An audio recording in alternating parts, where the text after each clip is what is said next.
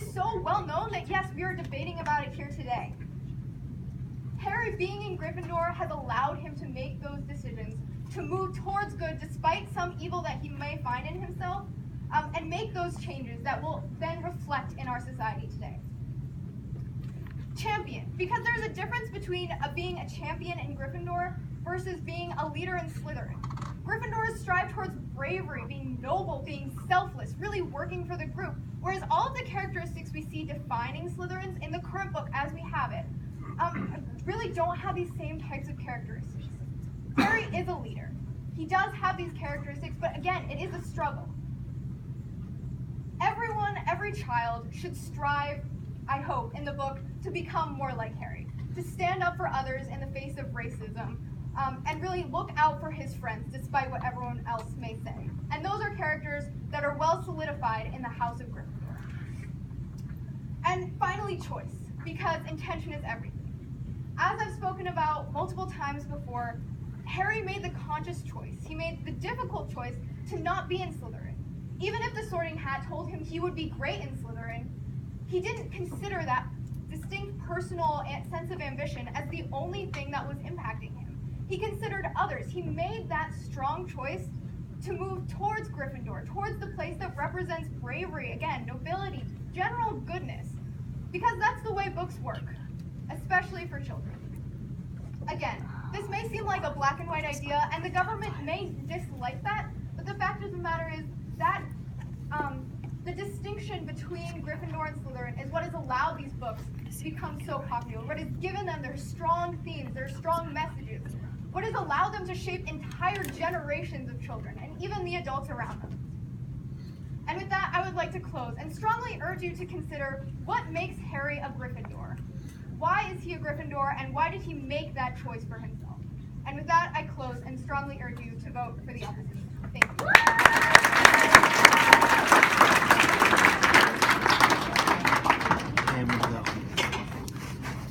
Thanks.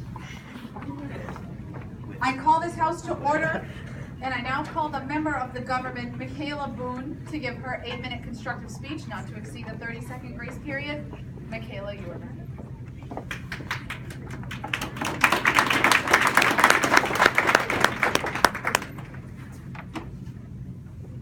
Thank you for your recognition, Madam Speaker.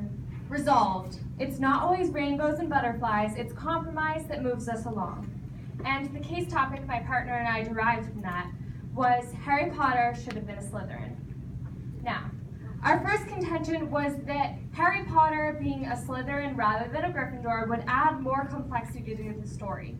Because rather than having two houses that are simply black and white, good and evil, there is now a greater mix beyond just Severus Snape and some other very minor characters that add some sort of third dimension to the House of Slytherin. And beyond just the houses, Harry himself is no longer, again, just black and white. Because now he is in a house that is stereotypically evil. And not only does he have to, face the essentially most evil character ever to exist in the wizarding world, he now has to essentially overcome some personal problems, or the adversity that is represented by the stereotypes of Slytherin House. And that is even more relatable to the audience that the opposition so frequently talked about. Because who hasn't had some sort of character flaw or something that they don't like about themselves or something that they have to overcome in order to accomplish what they want to accomplish? Children, Madam Speaker and Mr. Speakers, should not be talked down to. We should not just think that because this is a children's book, that children will not understand the complexities of the literature and the three-dimensional nature of a Slytherin house that the chosen one comes from. And that also brings us to the, I suppose, question of why are Slytherins innately bad? Because throughout the books, it is often, though never explicitly completely said, that Slytherins are completely bad. And even the opposition plays into that stereotype, assuming that no one who is in the Slytherin house could carry traits such as selflessness or bravery. What Slytherin house really is, speakers, is it is a culmination of all different types of characteristics, with the, I guess, topmost piece of the pyramid or cornerstone being ambition. And why is ambition necessarily a bad thing? Instead, we should be teaching our children that it is okay to be any type of person, to have any type of skill sets, to come from any type of background, and be able to move forward and move up in the world from that starting place. Our second contention was that this would be essentially world building. You would learn more about the lore of the Harry Potter world, and more specifically, even the Slytherins. If you think about it, in the Wizarding world, but also in the real life human world with history, a lot of the culture and a lot of the traditions are often carried through by essentially the upper class as represented by the purebloods. Harry Potter now is exposed to all of these stereotypes, all of these traditions, because as the opposition said, obviously children are affected by their surroundings. And not only can Harry now challenge these bad ones, but he can also move forward and move in the Wizarding world with some of the good traditions that the pureblood families and the Slytherin house brings to the Wizarding world.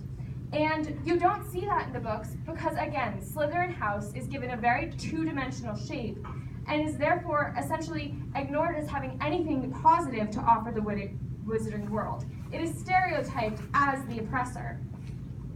Our third contention was that this would make for a stronger message against prejudice in the Wizarding world.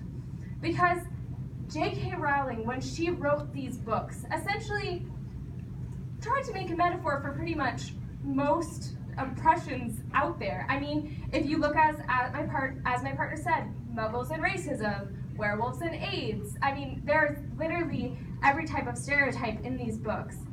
And what Slytherin would have done for these stereotypes is it would have added another layer into the plot.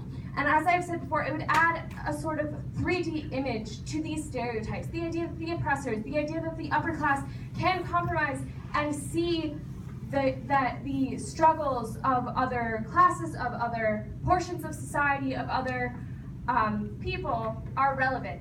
And Harry Potter would be the essential representation of this. And also, once again, the honorable opposition seems to be falling into the same pothole that a lot of society and a lot of the Wizarding world seems to be falling into, which is, why can't Slytherins be good? Why can't they be positive characters?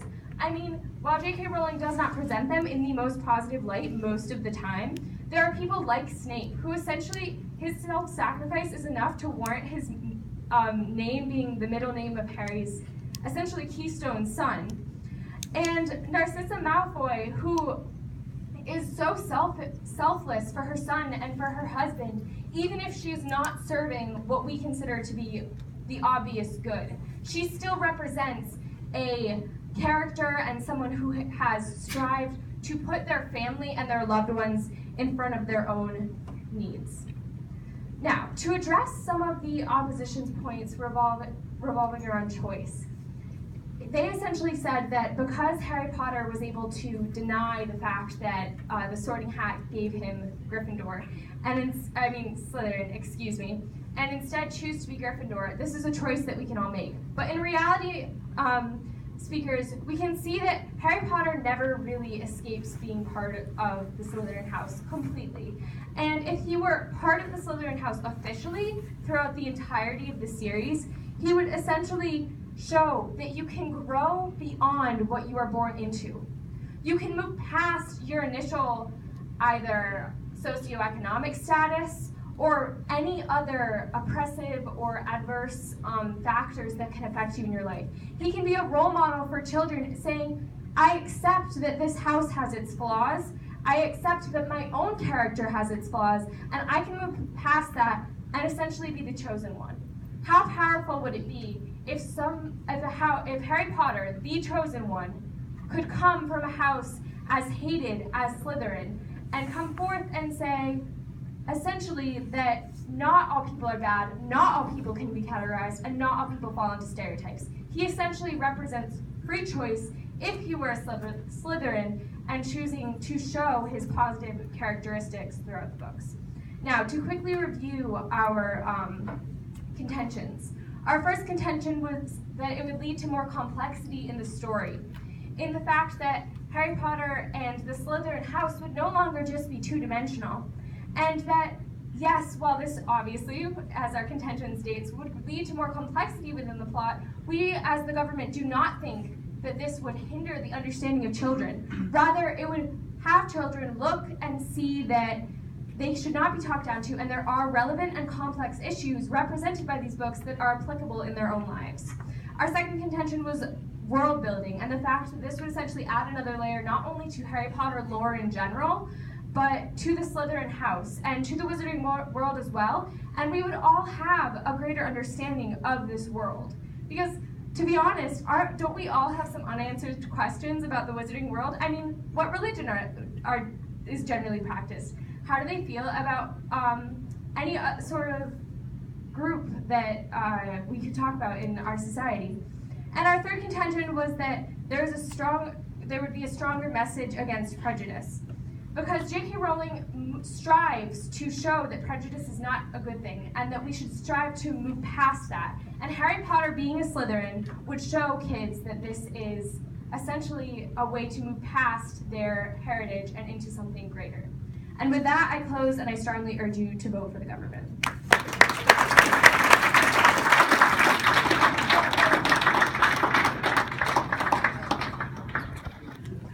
I call this House to order, and I now call the member of the opposition, Olivia Bowen, to give her 8-minute constructive speech, not to exceed a 30-second grace period.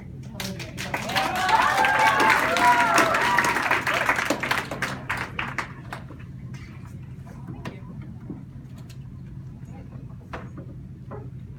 Thank you, honorable speakers, for your recognition today. Resolved, it's not always rainbows and butterflies, it's compromise that moves us along. And from this, the honorable government has derived the case topic that Harry Potter should have been in Slytherin. Now, honorable speakers, I again would like to come back to the point that my partner brought up that was left unaddressed. This book is intended for children. And yes, kids can be smart and they can grasp ideas, but of a certain complexity. These are books designed to introduce children to the very beginnings of literature. They aren't supposed to be complex manifestos or discussions about morality, about philosophy. And we know this because in the audience, there are some of you nodding off right now, because it isn't intended for adults, even if some, like myself, love the books. It's intended for children. And in this case, that kind of dichotomy, that kind of black and white portrayal of good and evil, is not only suitable for children, but helps them. Again, as my partner said, these are very formative years of psychological development. These are times when we want to paint a picture of what a good character looks like. And Harry Potter does that phenomenally well in the House of Gryffindor. Now, the government's first contention was the idea that this allows for far more character development and complexities within the characters. They brought up the idea that kids are smart, but again, I point out that the main demographic here is young children who are not going to necessarily be able to understand complex discussions about these sorts of topics. They also brought up the idea that there is no reason why a Slytherin can't be a good guy. But again, I say in return that there's no evidence that there was a good Slytherin, and I will get back to Severus Snape himself in a little moment. Again, they talked about the idea that ambition is good, and no one here can deny that. We see the ambition in the room today, that kind of drive that enables students to come up here in front of you and talk and succeed. However, what Slytherin serves as is a warning about ambition to an extreme, about allowing ambition, as they said themselves, to form the top of the pyramid, to blind you to all other character traits and all their other values that are far more important. Gryffindor is what embodies altruism and courage and bravery, something that our children can grasp quite easily with a character as lovable as Harry Potter, and informs them about what they should strive for in their later lives. The points that my partner brought up of the idea that black and white is more digestible for children still remains unresolved. Another point that my partner brought up that was left unaddressed is the idea of an internal conflict.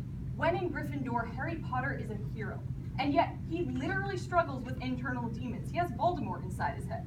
Can't be too good for studying with those kinds of migraines. So what this shows us is that even the good guys that we strive to be, even the heroes we see, whether it's Harry Potter or Superman or some kind of figure that we look towards.